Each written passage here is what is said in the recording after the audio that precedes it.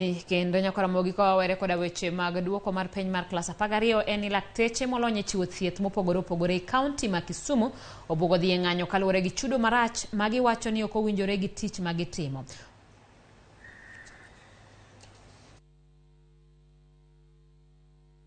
Kawang'iyo numbers ma wan gi dakteche ma specialist ma pok obedo promoted for 13 years.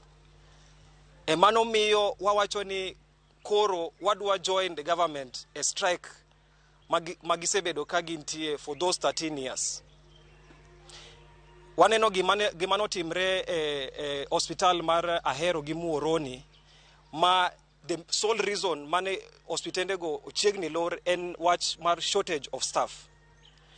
So there is no way Kisumu County did retain dakteche at that specialist level kawabiro bedo gi this level of discrimination. Emomiyo wan gi demands ang'wen for Kisumu County. To achiel, any promotions mose budho gibed affected immediately. Secondly, wawacho ni Kisumu County onego employ 100 doctors per year.